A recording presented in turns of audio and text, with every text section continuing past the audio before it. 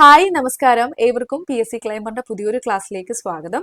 ഇന്നത്തെ ക്ലാസ്സിൽ നമ്മൾ ഡിസ്കസ് ചെയ്യാൻ പോകുന്നത് 9ാം ക്ലാസ്സിൽ വരുന്ന രണ്ടാമത്തെ പാഠഭാഗമാണ് ആഹാരം അന്നപഥത്തിൽ എന്നുള്ള പാഠം. അപ്പോൾ ഈ ഒരു ആഴ്ചയിൽ നമ്മൾ 4 പാഠങ്ങളായിരുന്നു പഠിച്ചത് മനുഷ്യ ശരീരവുമായിട്ട് ബന്ധപ്പെട്ട്.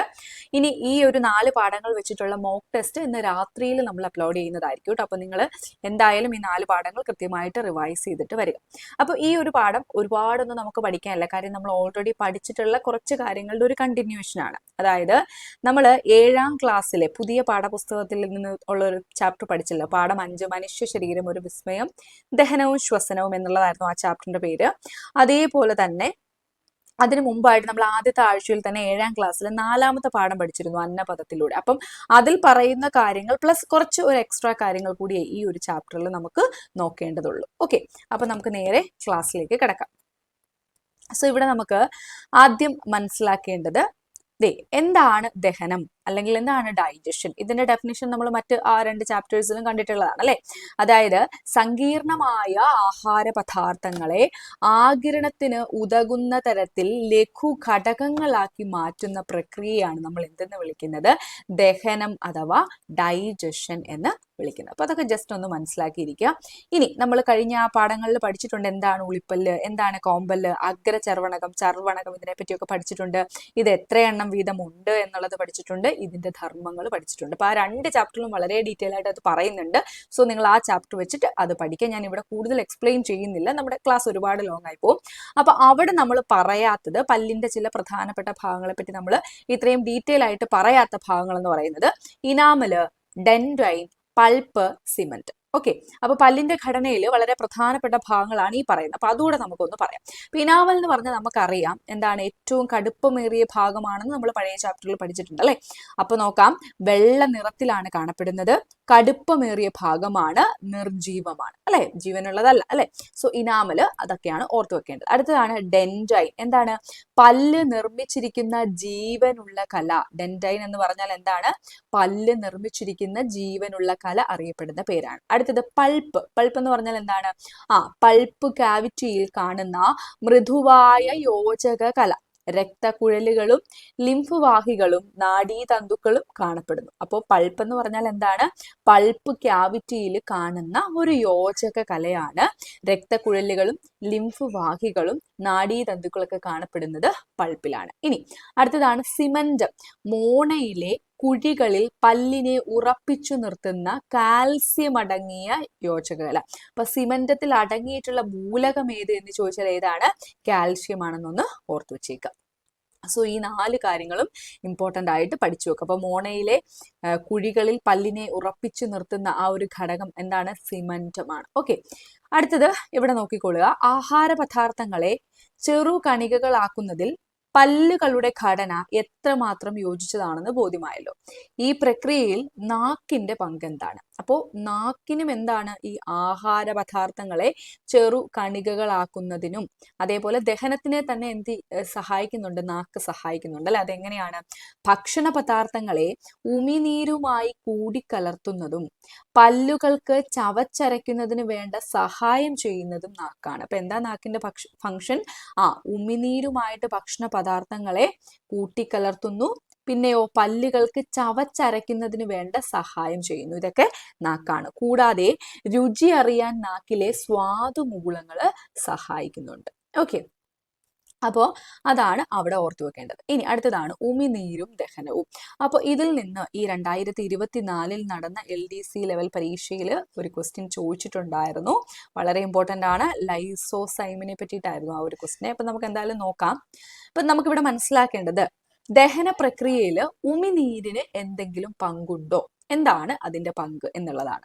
അപ്പൊ നോക്കാം, 3 ജോഡി ഉമിനീർ ഗ്രന്ഥികളാണ് വായിലുള്ളത്. അപ്പൊ വായിലുള്ളത് എത്ര ജോഡി ഉമിനീർ ഗ്രന്ഥികളാണ്, 3 ജോഡി ഉമിനീർ ഗ്രന്ഥികളാണ്. ഇനി ഉമിനീർ ഗ്രന്ഥികളിൽ നിന്ന് സ്രവിക്കുന്ന ഉമിനീരിൽ സലൈവറി അമിലൈസ് അതേപോലെ ലൈസോസൈം എന്നീ രാസാഗ്നികളും, അപ്പൊ ഇത് രണ്ടും എന്താണ്, രാസാഗ്നികളാണ് അല്ലെ. അതേപോലെ എന്താണ്, രാസാഗ്നികളും ശ്ലേഷ്മവും അടങ്ങിയിരിക്കുന്നു. അപ്പൊ എന്തൊക്കെ അടങ്ങിയിട്ടുണ്ട്, സലൈവറി അമിലേസ് ഉമിനീരിലുണ്ട്, ലൈസോസൈം ഉമിനീരിലുണ്ട്. ഇനി ഭക്ഷണത്തെ വിഴുങ്ങാൻ പാകത്തിൽ വഴുവഴുപ്പുള്ളതാക്കുന്നത് ശ്ലേഷ്മമാണ്. ഭക്ഷണത്തിലൂടെ പ്രവേശിക്കുന്ന രോഗാണുക്കളെ ഒരു പരിധി വരെ നശിപ്പിക്കുന്നതിന് ലൈസോസൈം സഹായിക്കുന്നു. അപ്പൊ ലൈസോസൈം എന്ന എൻസൈം അല്ലെങ്കിൽ രാസാഗ്നി എന്തിന് സഹായിക്കുന്നു? ഭക്ഷണത്തിലൂടെ പ്രവേശിക്കുന്ന രോഗാണുക്കളെ നശിപ്പിക്കുക എന്നുള്ളതാണ് ലൈസോസൈമിന്റെ ഫംഗ്ഷൻ. ഇനി സലൈവറി അമിലേസ് അന്നജത്തെ ഭാഗികമായി മാൾട്ടോസ് എന്ന പഞ്ചസാരയാക്കുന്നു. കറികളൊന്നും കൂടാതെ കുറച്ചു നേരം ചോറ് ചവച്ചരയ്ക്കുമ്പോൾ ചെറുതായി മധുരം അനുഭവപ്പെടുന്നതിന് പിന്നിലെ രസതന്ത്രം മനസ്സിലായല്ലോ. അതായത് എന്താണ്? നമ്മൾ കറികളൊന്നും കൂട്ടാതെ ചോറ് മാത്രം കുറച്ചു നേരം ചവച്ചരയ്ക്കുക എന്ന് പറഞ്ഞാൽ എന്താണ്? അന്നജമാണല്ലേ ചോറ്. അപ്പോ ഈ സലൈവറി അമിലേസ് അന്നജത്തെ ഭാഗികമായി മാൾട്ടോസ് എന്ന് പറഞ്ഞാൽ എന്താണ്? ഒരു ഷുഗർ ആണല്ലേ മാൾട്ടോസ്, അതിന് മധുരമുണ്ട് അല്ലെ, മാൾട്ടോസ് ആക്കി മാറ്റുന്നുണ്ട്. അതുകൊണ്ടാണ് വായിൽ വെച്ച് കുറച്ചു നേരം ചോറ് മാത്രമായിട്ട് ചവച്ചരച്ചാൽ ചെറുതായിട്ട് ഒരു മധുരം നമുക്ക് ഫീൽ ചെയ്യുന്നതിന്റെ കാരണം. ഓക്കെ, അപ്പോ ഈ ഒരു പാരഗ്രാഫിൽ നിന്ന് ഓർത്തു വെക്കേണ്ടത് എന്തൊക്കെയാണ്? നമ്മുടെ വായില് 3 ജോഡി ഉമിനീർ ഗ്രന്ഥികളാണ് ഉള്ളത്. ഇനി ഉമിനീർ ഗ്രന്ഥികളിൽ നിന്ന് സ്രവിക്കുന്ന ഉമിനീരിൽ എന്തൊക്കെയുണ്ട്? സലൈവറി അമിലേസ് ഉണ്ട്. ഈ സലൈവറി അമിലേസ് ആണ് അന്നജത്തെ ഭാഗികമായി മാൾട്ടോസ് ആക്കി മാറ്റുന്നത്. അതുകൊണ്ടാണ് കറികളൊന്നും കൂടാതെ കുറച്ചു നേരം ചോറ് മാത്രം ചവച്ചരയ്ക്കുമ്പോൾ നമുക്ക് ചെറുതായി ഒരു മധുരം ഫീൽ ചെയ്യുന്നത്. ഇനി അതേപോലെ തന്നെ ഉമിനീരിൽ ഒരു എൻസൈം ഉണ്ട്, ലൈസോസൈം എന്നാണ് ആ എൻസൈമിന്റെ പേര്.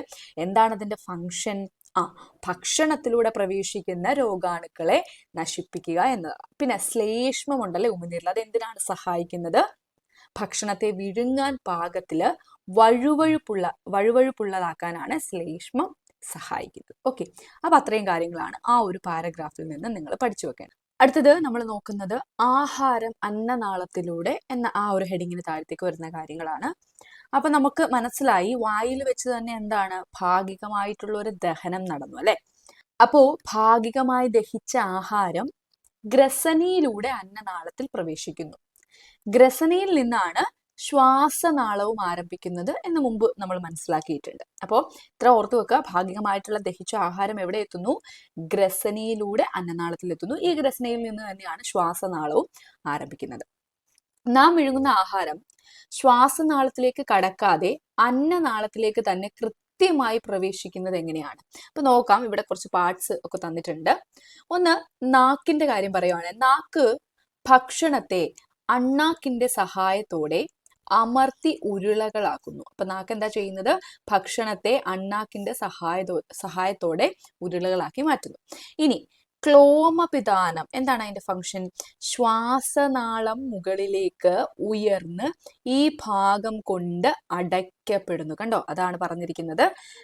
കറക്റ്റ് ആയിട്ട് ആഹാരം ശ്വാസനാളത്തിൽ പ്രവേശിക്കാതെ എവിടെ തന്നെ എത്തുന്നു? അന്നനാളത്തിൽ എത്താൻ കാര്യം എന്താണ്? ഈ ക്ലോമപിതാനമാണ്. ഇനി ചെറുനാക്ക് എങ്ങനെയാ സഹായിക്കുന്നത്? ഗ്രസനിയിലേക്ക് തുറക്കുന്ന നാസഗഹ്വരത്തെ ഈ ഭാഗം അടയ്ക്കുന്നു.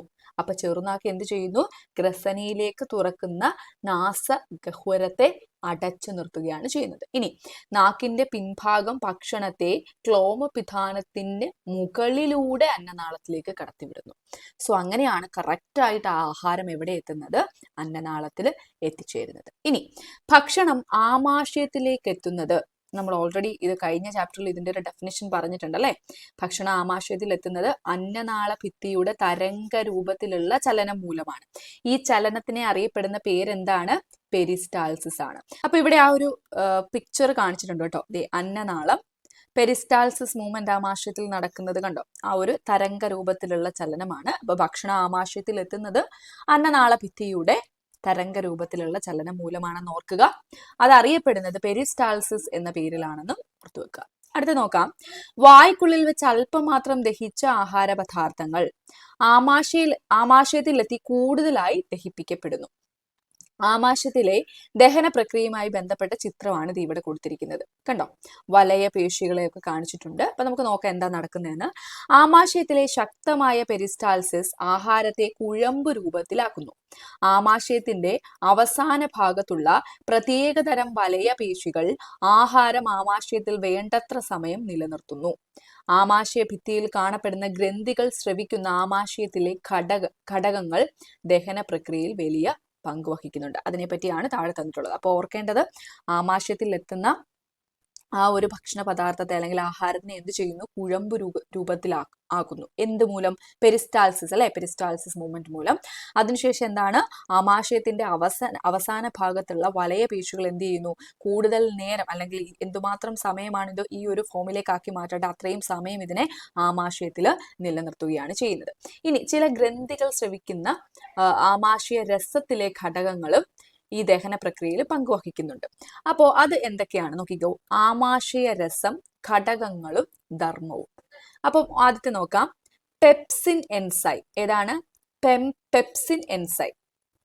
ഇത് പ്രോട്ടീനിനെ ഭാഗികമായി പെപ്റ്റോണുകളാക്കുന്നു. ആ പേരിൽ തന്നെ ഉണ്ട് അല്ലെ, പെപ്റ്റോണുകളാക്കി മാറ്റുകയാണ് ചെയ്യുന്നത്. എന്തിനെ?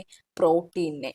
അടുത്തതാണ് ഗാസ്ട്രിക് ലിപ്പേസ് എൻസൈം. ഇത് കൊഴുപ്പിനെ ഭാഗികമായിട്ട് ദഹിപ്പിക്കുന്നു. അപ്പോ പ്രോട്ടീനിനെ ഭാഗികമായി പെപ്റ്റോണുകളാക്കുന്ന എൻസൈം ഏതാണ്? പെപ്സിൻ ആണ്. കൊഴുപ്പിനെ ഭാഗികമായി ദഹിപ്പിക്കുന്ന എൻസൈം ഏതാണ്?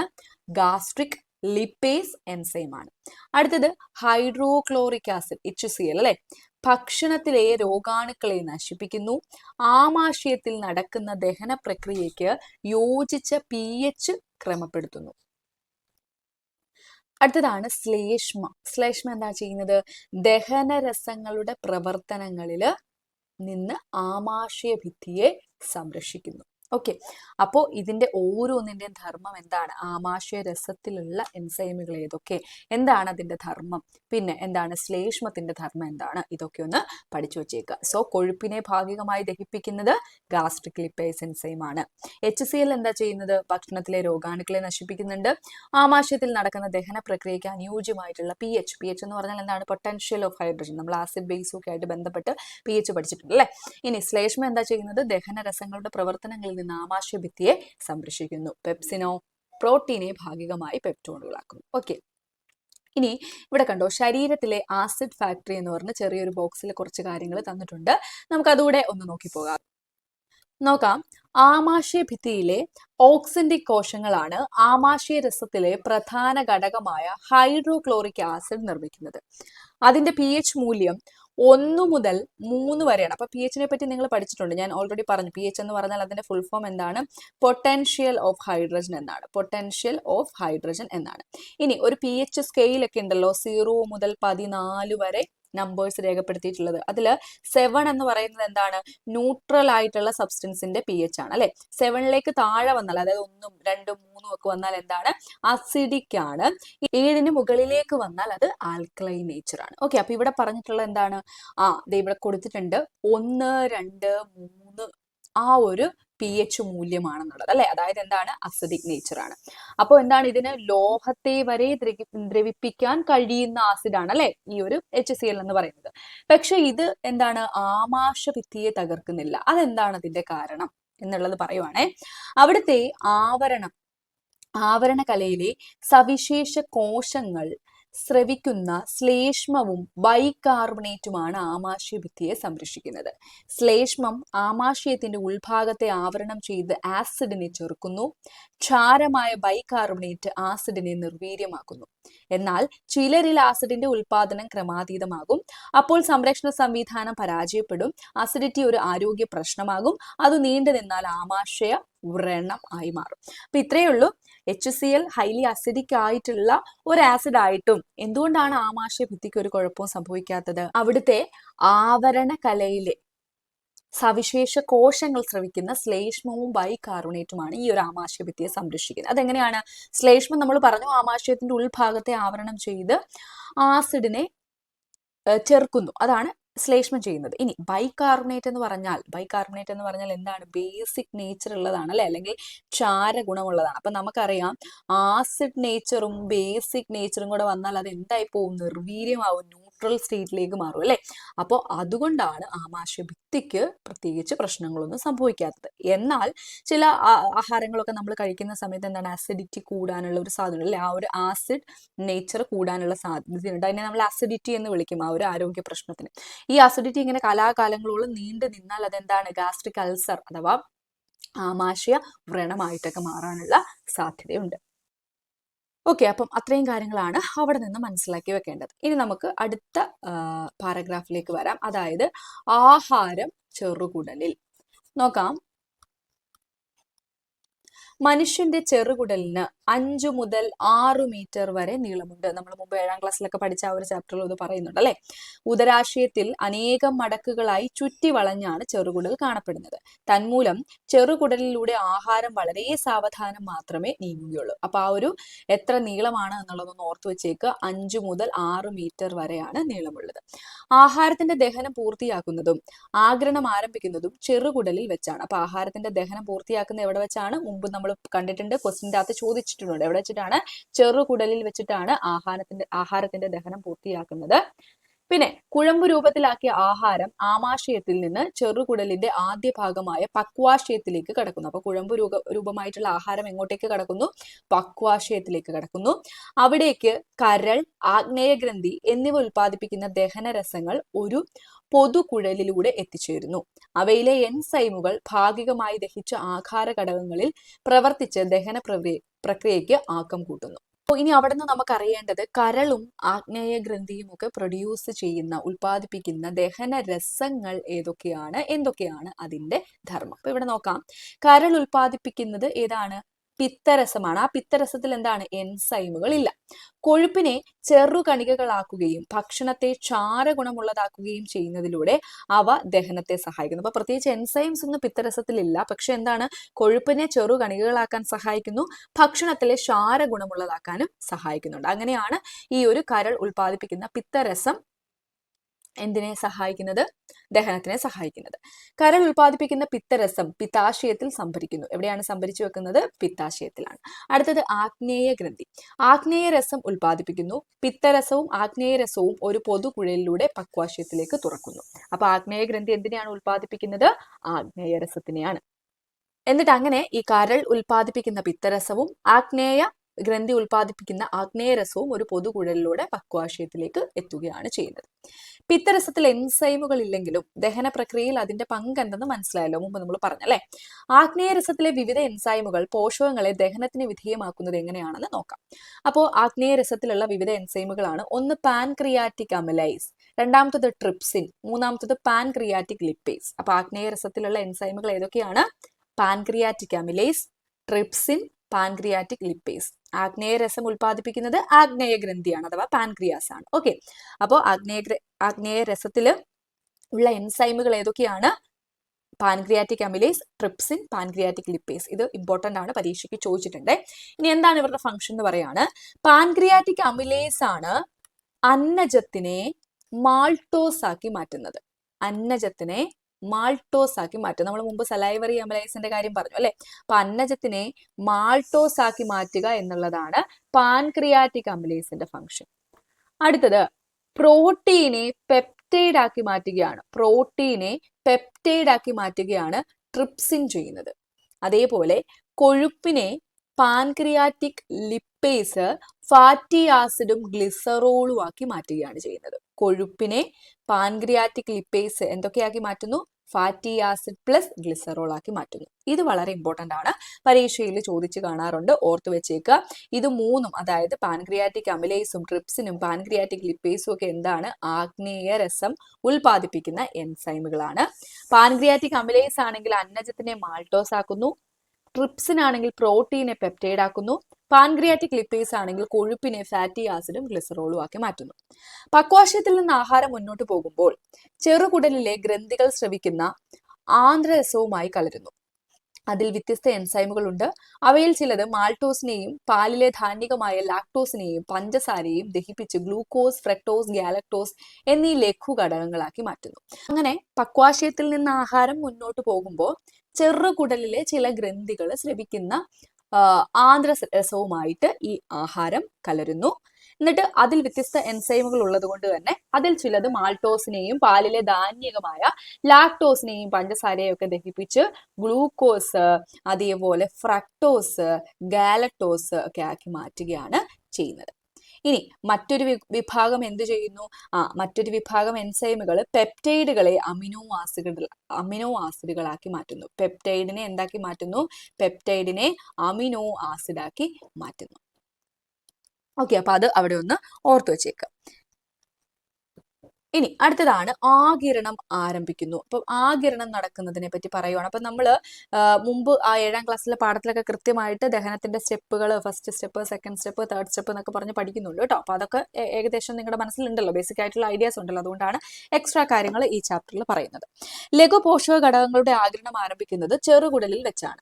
അതിന് ചെറുകുടലിന്റെ ഘടന എത്രമാത്രം യോജിച്ചതാണ് തന്നിരിക്കുന്ന ചിത്രീകരണവും വിവരണവും വിശകലനം ചെയ്യാനാണ് പറഞ്ഞിരിക്കുന്നത്. അപ്പോൾ ലഘു പോഷക ഘടകങ്ങളുടെ ആഗിരണം ആരംഭിക്കുന്നത് എവിടെ വെച്ചിട്ടാണ്? ചെറുകുടലിൽ വെച്ചിട്ടാണ്. അതിന് ചെറുകുടലിന്റെ ഘടന എന്തുമാത്രം സഹായിക്കുന്നുണ്ട് എന്നുള്ളത് പറയുവാണേ. അപ്പൊ ചെറുകുടലില് രക്തലോമികകളും ലാക്റ്റിയലയും പറ്റിയാണ് ഇവിടെ പറയുന്നത്. ഗ്ലൂക്കോസും ഫ്രക്ടോസും ഗാലക്ടോസും അമിനോ ആസിഡും രക്തത്തിലേക്ക് ആഗിരണം ചെയ്യപ്പെടുന്നതാണ് രക്തലോമികകൾ വഴിയാണ്. ഇനി ലാക്റ്റിയൽ ആണെങ്കിലോ ഫാറ്റി ആസിഡും ഗ്ലിസറോളും ലാക്റ്റിയലുകൾക്കുള്ളിലെ ലിംഫിലേക്ക് ആഗിരണം ചെയ്യപ്പെടുന്നു. അപ്പോൾ രക്തലോമികളാണെങ്കിൽ ഗ്ലൂക്കോസും ഫ്രക്ടോസും ഗാലക്ടോസും അമിനോ ആസിഡും രക്തത്തിലേക്ക് ആഗിരണം ചെയ്യപ്പെടുന്നു. ഫാറ്റി ആസിഡും ഗ്ലിസറോളും ലാക്റ്റിയൽക്കുള്ളിലെ ലിംഫിലേക്കാണ് ആഗിരണം ചെയ്യപ്പെടുന്നത്. ചെറുകുടലിന്റെ ഭിത്തിയിൽ കാണുന്ന സൂക്ഷ്മങ്ങളായ വിരലുകൾ പോലെയുള്ള ഭാഗങ്ങളാണ് വില്ലസുകൾ. പ്രീവിയസ് ഇയർ ക്വസ്റ്റ്യൻ ചോദിച്ചിട്ടുണ്ട്, നമ്മൾ കഴിഞ്ഞ വീക്കിലി മോക്ക് ടെസ്റ്റിൽ അത് ആഡ് ചെയ്തിട്ടുണ്ട് കേട്ടോ. ഇവ ചെറുകുടലിനകത്തെ പോഷക ആഗിരണത്തിനുള്ള പ്രതല വിസ്തീർണം അനേകം മടങ്ങ് വർദ്ധിപ്പിക്കുന്നു. അപ്പൊ എന്താണ് വില്ലസുകൾ ചെയ്യുന്നത്? ചെറുകുടലിനകത്തെ പോഷക ആഗിരണത്തിനുള്ള പ്രതല വിസ്തീർണം വർദ്ധിപ്പിക്കുന്നു. ഒറ്റ നിര കോശങ്ങളാൽ ആവരണം ചെയ്യപ്പെട്ട വില്ലസുകളിൽ രക്തലോമികകളും ലിംഫലോമികളായ ലാക്റ്റിയലുകളും കാണപ്പെടുന്നു. അപ്പോ ഈ വില്ലസുകളിൽ എന്തൊക്കെയുണ്ട്? രക്തലോമികകളുണ്ട്, അതേപോലെ ലിംഫലോമികളായ ലാക്റ്റിയലുകളും കാണപ്പെടുന്നുണ്ട്. ജലത്തിൽ ലയിക്കുന്ന ലഘുപോഷകങ്ങൾ രക്തത്തിലേക്ക് ആഗിരണം ചെയ്യപ്പെടുന്നു. ഫാറ്റി ആസിഡും ഗ്ലിസറോളും രക്തത്തിലേക്ക് ആഗിരണം ചെയ്യപ്പെടാത്തത് എന്തുകൊണ്ടാണെന്ന് ഊഹിക്കാമല്ലോ. പോഷകഘടകങ്ങളുടെ ഏകദേശം 90% ജലത്തിന്റെയും ആഗിരണം നടക്കുന്നത് വില്ലസിലൂടെയാണ്. അപ്പൊ ആ പോയിന്റ് ഒന്ന് ഓർത്ത് വെച്ചേക്കുക. ഘടകങ്ങളുടെ ഏകദേശം 90% ജലത്തിന്റെയും ആഗിരണം നടക്കുന്നത് വില്ലസുകളിലൂടെയാണ്. ബാക്കി നോക്കാം. ലഘുപോഷക ഘടകങ്ങൾ രക്തത്തിലേക്കും ലിംഫിലേക്കും ആഗിരണം ചെയ്യുന്നത് രക്തലോമികകളുടെയും ലാക്റ്റിയലുകളുടെയും ഭിത്തിയിലൂടെയാണെന്ന് മനസ്സിലായല്ലോ അല്ലെ? നമ്മൾ അതിനെപ്പറ്റി പറഞ്ഞു. ഭിത്തിയിലെ കോശങ്ങൾക്കും ഇതിൽ പങ്കുണ്ട്. കോശത്തിനകത്തേക്കും പുറത്തേക്കും തന്മാത്രകൾ കടന്നു പോകുന്നതിന് പിന്നിൽ ചില പ്രക്രിയകളുണ്ട്. അപ്പൊ അതിനെ പറ്റിയാണ് ഇനി നമ്മൾ പറയാൻ പോകുന്നത്. അപ്പൊ ഇവിടെ നമുക്ക് പഠിക്കാനുള്ളത് ഡിഫ്യൂഷൻ, ഓസ്മോസിസ് പോലെയുള്ള ചില പ്രോസസ്സ് നിങ്ങൾ ഓൾറെഡി അതിനെപ്പറ്റി കേട്ടിട്ടുണ്ടായിരിക്കും. അതിനെപ്പറ്റിയാണ് ഈ ബോക്സിൽ പഠിക്കാനുള്ളത്. ഇമ്പോർട്ടന്റ് ആണ്. ഘാടതാക്രമത്തിനനുസരിച്ചും ഘാടതാക്രമത്തിനെതിരെയും ചെറുകുടലിൽ നിന്ന് ലഘു ഘടകങ്ങളുടെ ആഗിരണം നടക്കുന്നു. തന്മാത്രകളുടെ ഘാടത കൂടിയ ഭാഗത്ത് നിന്ന് ഘാടത കുറഞ്ഞ ഭാഗത്തേക്കുള്ള ഒഴുക്കാണ് സിമ്പിൾ ഡിഫ്യൂഷനും ഫെസിലിറ്റേറ്റഡ് ഡിഫ്യൂഷനും ഓസ്മോസിസും. ഘാടതാക്രമത്തിന് അനുകൂലമായതിനാൽ ഈ പ്രക്രിയകൾക്ക് ഊർജം ആവശ്യമില്ല. അപ്പൊ ഇമ്പോർട്ടന്റ് ആണ്, ശ്രദ്ധിക്കണം. അതായത് ഒറ്റ വാക്കിൽ നമ്മൾ പറയുവാണെങ്കിൽ തന്മാത്രകളുടെ ഘാടത കൂടിയ ഭാഗത്തു നിന്ന്, അതായത് കോൺസെൻട്രേഷൻ കൂടിയ ഭാഗത്തു നിന്ന്, ഇപ്പൊ ഇവിടെ പിക്ചറിലൊക്കെ കാണിച്ചിട്ടുണ്ട് ഘാടത കൂടുതലുള്ളത് കണ്ടോ, കുറെ മോളിക്യൂൾസ് ഇവിടെ ഉള്ളത്, കുറെ തന്മാത്രകൾ ഉള്ളത്. അപ്പൊ അങ്ങനെ ഘാടത കൂടിയ ഭാഗത്തു നിന്നും ഘാടത കുറഞ്ഞ ഭാഗത്തേക്കുള്ള ആ ഒഴുക്കിനെയാണ് നമ്മൾ സിമ്പിൾ ഡിഫ്യൂഷൻ, അതുപോലെ ഫെസിലിറ്റേറ്റഡ് ഡിഫ്യൂഷൻ, ഓസ്മോസിസ് എന്നൊക്കെ വിളിക്കുന്നത്. ഇനി ഓരോ പ്രോസസ്സിനെ പറ്റി നമുക്ക് ഡീറ്റെയിൽ ആയിട്ട് പറയാനുണ്ട്. അപ്പോൾ ജനറലി നമുക്ക് അങ്ങനെ പറയാം. ഇനി ഇത് ഘാടതാക്രമത്തിന് അനുകൂലമായതുകൊണ്ട് തന്നെ എന്താണ്, പ്രത്യേകിച്ചൊരു ഊർജത്തിന്റെ ഒന്നും ആവശ്യമില്ല. ഇനി അപ്പൊ ഇവിടെ നോക്കാം. സിമ്പിൾ ഡിഫ്യൂഷൻ, ഘാടത കൂടിയ ഭാഗത്തു നിന്ന് കുറഞ്ഞ ഭാഗത്തേക്ക് തന്മാത്രകൾ ഒഴുകുന്നത് കണ്ടില്ലേ? ഏതു ഘട്ടം വരെ ഈ ഒഴുക്ക് തുടരുന്നു എന്ന് മനസ്സിലായല്ലോ. ഇതാണ് സിമ്പിൾ ഡിഫ്യൂഷൻ. അപ്പൊ നോക്കിക്കേ, അവിടെ ഡിഫ്യൂഷൻ കാണിച്ചിട്ടുണ്ട്. അതായത് എന്താണ്, ഘാടത കൂടിയ ഭാഗത്തു നിന്ന് ഘാടത കുറഞ്ഞ ഭാഗത്തേക്ക് തന്മാത്രകൾ ഒഴുകും. ഏത് ഘട്ടം വരെയാണ്? എപ്പോഴാണോ രണ്ടിലും ഈക്വൽ ആവുന്നത്, കണ്ടോ ഇവിടെ കാണിച്ചിട്ടുണ്ട്, ഘാടത തുല്യമാകുന്നത് വരെയായിരിക്കും. ഇവിടെ ഘാടത കൂടുതലും കുറവുമാണ്, ഘാടത കൂടുതലുള്ളതിൽ നിന്ന് കുറവിലേക്ക് പോയി ഏത് ഘട്ടം വരെ? രണ്ടിലെയും ഘാടത തുല്യമാവുന്നത് വരെ. ഇതിനെയാണ് നമ്മൾ സിമ്പിൾ ഡിഫ്യൂഷൻ എന്ന് പറയുന്നത്. ലാക്റ്റിയിലേക്കുള്ള ഫാറ്റി ആസിഡിന്റെയും ഗ്ലിസറോളിന്റെയും ആഗിരണം നടക്കുന്നത് സിമ്പിൾ ഡിഫ്യൂഷനിലൂടെയാണ്. അപ്പൊ അത് ഇമ്പോർട്ടന്റ് ആണ്, ഓർത്തു വെക്കണം. ലാക്റ്റിയിലേക്കുള്ള ഫാറ്റി ആസിഡിന്റെയും ഗ്ലിസറോളിന്റെയും ആഗിരണം നടക്കുന്ന ഏത് പ്രോസസ്സിലൂടെയാണ്? സിമ്പിൾ ഡിഫ്യൂഷനിലൂടെയാണ്. അർദ്ധധാരി സ്ഥലം ഇല്ലാതെയും ഡിഫ്യൂഷൻ നടക്കാം. ഗന്ധം വ്യാപിക്കുന്നതും മഷി വെള്ളത്തിൽ പടരുന്നതും ഡിഫ്യൂഷനാണ്. കണ്ടു, ഇപ്പൊ ഇവിടെ ഒരു സെമി പെർമബിൾ മെമ്പറൈൻ നിങ്ങൾ കണ്ടു അല്ലെ, അതാണ് അർദ്ധധാര്യ സ്ഥലം എന്ന് പറയുന്നത്. ഇതില്ലാതെയും ഡിഫ്യൂഷൻ നടക്കാം. ഇപ്പൊ ഇവിടെ സിമ്പിൾ ഡിഫ്യൂഷനിൽ അത് കാണിച്ചിട്ടുണ്ട്. ഇതില്ലാതെയും നടക്കാം. അതായത് എക്സാമ്പിൾ പറയുവാണെങ്കിൽ നമ്മുടെ ഗന്ധം അല്ലെ, സ്മെല്ല് മൊത്തത്തിൽ വ്യാപിക്കുന്നതും മഷി വെള്ളത്തിൽ പടരുന്നതും ഒക്കെ അത്തരത്തിലുള്ള ഒരു ഡിഫ്യൂഷൻ, ആ ഒരു മെമ്പറൈൻ ഇല്ലാതെ നടക്കുന്ന ഒരു ഡിഫ്യൂഷൻ ഉദാഹരണമാണ്. ചില തന്മാത്രകളുടെ ഡിഫ്യൂഷൻ നടക്കുന്നത് കോശസ്തരത്തിലെ പ്രോട്ടീൻ തന്മാത്രകളുടെ സഹായത്താലാണ്. ഇതാണ് ഫെസിലിറ്റേറ്റഡ് ഡിഫ്യൂഷൻ. അപ്പൊ ഫെസിലിറ്റേറ്റഡ് ഡിഫ്യൂഷൻ എന്ന് പറഞ്ഞാൽ എന്താണ്? കോശസ്തരത്തിനുള്ളിലെ പ്രോട്ടീൻ തന്മാത്രകളുടെ സഹായത്താൽ നടക്കുന്നതാണ്. അങ്ങനെ കോശസ്തരത്തിലെ പ്രോട്ടീൻ തന്മാത്രകളുടെ സഹായത്താൽ നടക്കുന്ന ഡിഫ്യൂഷനെ നമ്മൾ ഫെസിലിറ്റേറ്റഡ് ഡിഫ്യൂഷൻ എന്ന് വിളിക്കും. ഗ്ലൂക്കോസ്, ഫ്രക്ടോസ്, ഗാലക്ടോസ്, ചില അമിനോ ആസിഡുകൾ എന്നിവയുടെ രക്തലോമികകളിലേക്കുള്ള ആഘിരണം നടക്കുന്നത് ഇങ്ങനെയാണ്. സോ ഗ്ലൂക്കോസ്, ഫ്രക്ടോസ്, ഗാലക്ടോസ്, പിന്നെ ചില അമിനോ ആസിഡുകളൊക്കെ രക്തലോമികകളിലേക്ക് ആഘിരണം ചെയ്യപ്പെടുന്നത് ഈ രീതിയിലാണ്. ഏത് രീതിയിൽ? ഫെസിലിറ്റേറ്റഡ് ഡിഫ്യൂഷൻ വഴിയാണ്. ലാക്റ്റിയിലേക്കുള്ള ഫാറ്റി ആസിഡിന്റെയും ഗ്ലിസറോളിന്റെയും ആഗിരണം ഏതാണ്? സിമ്പിൾ ഡിഫ്യൂഷൻ വഴിയാണ്. ഇനി അടുത്തത് ഓസ്മോസിസ് ആണ്. ഓസ്മോസിസിലൂടെയാണ് ജലം ആഗിരണം ചെയ്യപ്പെടുന്നത്. അപ്പൊ ജലം ആഗിരണം ചെയ്യപ്പെടുന്നത് ഓസ്മോസിലൂടെയാണ്. ഗാഢത കൂടിയ ഭാഗത്തു നിന്ന് കുറഞ്ഞ ഭാഗത്തേക്ക് ഒരു അർദ്ധധാര്യ സ്ഥലത്തിലൂടെയുള്ള ജലതന്മാത്രകളുടെ പ്രവാഹമാണ് ഓസ്മോസിസ് എന്ന് പറയുന്നത്. ഇത് ഗാഢതാക്രമത്തിന് അനുകൂലമാണെങ്കിലും ജല തന്മാത്രകൾക്ക് മാത്രം ബാധകമാണ് കേട്ടോ. അപ്പൊ ജല തന്മാത്രകൾ മാത്രമാണ് ഇത്തരത്തിൽ ആഗിരണം ചെയ്യപ്പെടുന്നത്. അടുത്തതാണ് ആക്റ്റീവ് ട്രാൻസ്പോർട്ട്. ചില സന്ദർഭങ്ങളിൽ ഗാഢതാക്രമത്തിന് വിപരീതമായും ആഗിരണം നടക്കാറുണ്ട്. അതായത് എങ്ങനെയാ? ഗാഢത കുറഞ്ഞ ഭാഗത്തു നിന്ന് കൂടിയ ഭാഗത്തേക്ക്. അപ്പൊ അതിന് എന്തായി ആവശ്യം വരുന്നുണ്ട്? ഊർജ്ജം ആവശ്യം വരുന്നുണ്ട് അല്ലെ. അപ്പൊ അതാ പറയുന്നത്, ഗാഢത കുറഞ്ഞ ഭാഗത്തു നിന്ന് കൂടിയ ഭാഗത്തേക്ക് ഊർജ്ജം ഉപയോഗിച്ച് വാഹക പ്രോട്ടീനുകളുടെ സഹായത്താൽ തന്മാത്രകൾ ആഗിരണം ചെയ്യപ്പെടുന്നുണ്ട്. ഇതിനെയാണ് എന്തെന്ന് പറയുന്നത്? ആക്റ്റീവ് ട്രാൻസ്പോർട്ട് എന്ന് പറയുന്നത്. അപ്പൊ ആക്റ്റീവ് ട്രാൻസ്പോർട്ടിൽ എന്താണ്? എനർജി അല്ലെങ്കിൽ ഊർജത്തിന്റെ ആവശ്യം വരുന്നുണ്ട്. ചെറുകുടലിൽ ഗ്ലൂക്കോസ്, ലവണങ്ങൾ എന്നിവയുടെ ഗാഢത കുറയുമ്പോൾ ആക്റ്റീവ് ട്രാൻസ്പോർട്ടിലൂടെയാണ് ആഗിരണം നടക്കുന്നത്. അപ്പൊ ചെറുകുടലിൽ ഗ്ലൂക്കോസിന്റെയും ലവണങ്ങളുടെയും ഒക്കെ ഗാഢത കുറയുന്ന സമയത്ത് അത് ആക്റ്റീവ് ട്രാൻസ്പോർട്ടിലൂടെയാണ് ആഗിരണം ചെയ്യപ്പെടുന്നത്. തന്മൂലം കോശത്തിന്റെ ആവശ്യത്തിനനുസരിച്ച് അല്പം പോലും നഷ്ടപ്പെടാതെ പരമാവധി ഗ്ലൂക്കോസും ലവണങ്ങളും രക്തത്തിലേക്ക് കടക്കാൻ ഈ ഒരു ആക്റ്റീവ് ട്രാൻസ്പോർട്ട് സഹായിക്കുന്നുണ്ട്. അടുത്തതാണ് വൻകുടലിലേക്കും പുറത്തേക്കും. പോഷകഘടകങ്ങളുടെ ആഗിരണത്തിന് ശേഷമുള്ള ദഹനാവശിഷ്ടങ്ങൾ വൻകുടലിലേക്ക് നീങ്ങുന്നു. ചെറുകുടലിൽ വെച്ച് ആഗിരണം ചെയ്യപ്പെട്ട് കഴിഞ്ഞ ശേഷം അവശേഷിക്കുന്ന ഭൂരിഭാഗം ലവണങ്ങളും ജലവും വൻകുടലിൽ വെച്ച് ആഗിരണം ചെയ്യപ്പെടുന്നു. മനുഷ്യന്റെ വൻകുടലിൽ വസിക്കുന്ന ചില ബാക്ടീരിയകൾ വിറ്റാമിൻ കെ പോലുള്ള പദാർത്ഥങ്ങൾ ഉൽപ്പാദിപ്പിക്കുന്നുണ്ട്. അപ്പോ മനുഷ്യന്റെ വൻകുടലിൽ വസിക്കുന്ന ചില ബാക്ടീരിയകൾ ഏത് പദാർത്ഥങ്ങളാണ്? വിറ്റാമിൻ കെ പോലെയുള്ള പദാർത്ഥങ്ങൾ ഉൽപ്പാദിപ്പിക്കുന്നുണ്ട്. തിരിച്ചത് വിറ്റാമിന്റെ ടോപ്പിക് പഠിക്കുന്ന സമയത്ത് അല്ലെങ്കിൽ ആ ഒരു ടോപ്പിക്കിൽ നിന്ന് ഈ ക്വസ്റ്റ്യൻ ചോദിച്ചിട്ടുണ്ട്, എവിടെയാണ് കാണപ്പെടുന്നത് എന്നുള്ളത്. ഇവയുടെ ആഗിരണവും വൻകുടലിൽ വെച്ച് നടക്കുന്നു. തുടർന്ന് മലാശയത്തിൽ ശേഖരിക്കപ്പെടുന്ന ദഹനാവശിഷ്ടങ്ങൾ മലദ്വാരത്തിലൂടെ പുറന്തള്ളപ്പെടുന്നു.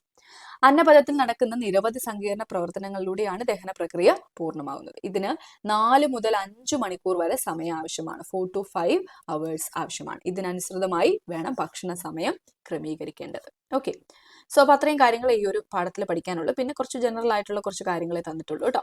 ഓക്കെ, അപ്പൊ ഇത്രയൊക്കെയാണ് ഈ ഒരു പാഠത്തിൽ നിന്ന് നമുക്ക് പഠിക്കാനുള്ളത്. അപ്പൊ ബേസിക് ആയിട്ട് വരുന്ന ആ 2 ചാപ്റ്റേഴ്സ്, 7ാം ക്ലാസ്സിൽ വരുന്ന ആ ചാപ്റ്റേഴ്സ് അറിയാമെങ്കിൽ പിന്നെ കുറച്ച് എക്സ്ട്രാ കാര്യങ്ങൾ മാത്രമേ ഇവിടെ വരുന്നുള്ളൂ അല്ലെ.